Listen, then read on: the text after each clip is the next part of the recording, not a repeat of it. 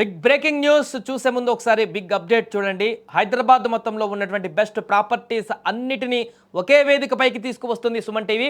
October 18, 19వ తేదీన HICC నోవోటల్లో జరిగేటువంటి సుమన్ టీవీ ప్రాపర్టీ ఎక్స్పోలో best flats, villas, open plots Deepavali offers and డిస్కౌంట్స్తో అందుబాటులో ఉంటాయి. మీరు విజిట్ చేసి ప్రతి గంటకి ఒక గోల్డ్ కాయిన్ని గెలుచుకునేటువంటి ఛాన్స్ కూడా ఉంది. ఫ్యామిలీతో రండి, మీ డ్రీమ్ ప్రాపర్టీని సొంతం చేసుకోండి. రైట్గా బ్రేకింగ్ న్యూస్లోకి వెళ్తే ప్రస్తుతం జరిగినటువంటి ఒక ఘటన చాలా దిగ్భ్రాంతికి గురిచేస్తుంది.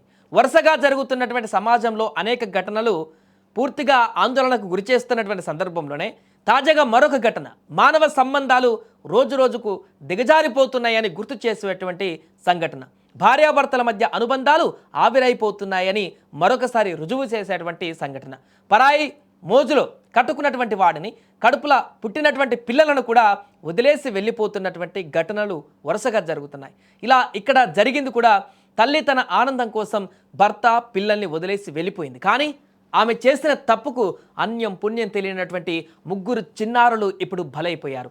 తమిళనాడులో జరిగినటువంటి ఈ హృదయ విదారకర ఘటన సమాజంలో జరుగుతున్నటువంటి అక్రమ సంబంధాలను మరొకసారి గట్టిగా ప్రశ్నిస్తోంది.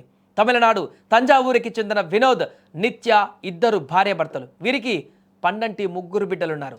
ఓవియా, కీర్తి, ఈశ్వరన్ వీరు ముగ్గురు పిల్లలు. వారికి కొన్నాళ్ల పాటు వీరి సంసారం బాగా నడిచింది. అయితే ఈ మధ్యకాలంలోనే భార్యకు సోషల్ మీడియాలో ఒక వ్యక్తి పరిచయం అయ్యాడు. ఆ పరిచయం కాస్త ప్రేమగా మారి అక్రమ సంబంధానికి దారితీసింది.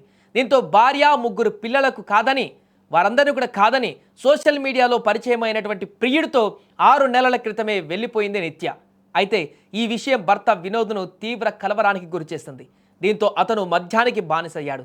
రోజు రోజుకి కుచించుకుపోయాడు. ఈ నేపథ్యంలో భార్య వదిలేసి వెళ్ళిపోయిందనేటువంటి కోపంతో రగిలిపోతున్న వినోద్ ఆ కోపాన్ని అభం శుభం తెలియని ముగ్గురు పిల్లలపైన చూపించాడు. పదునైన ఆయుధంతో ఆ ముగ్గురిని అత్యంత దారుణంగా హత్య చేశాడు ఈ దుర్మార్గుడు. అనంతరం పోలీసులకు లొంగిపోయాడు. ప్రస్తుతం ఈ ఘటన రాష్ట్ర వ్యాప్తంగా సంచలనంగా మారింది.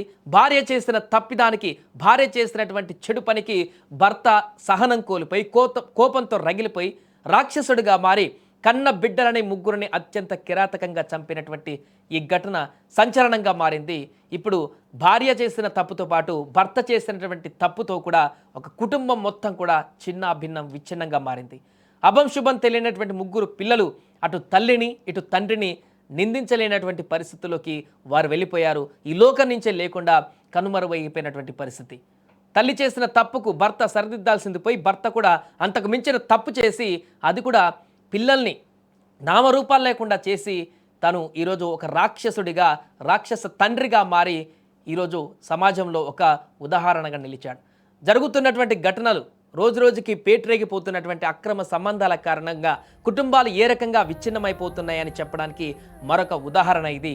ఈ ఘటనకు సంబంధించి మీకేమనిపిస్తుందో కామెంట్ చేయండి.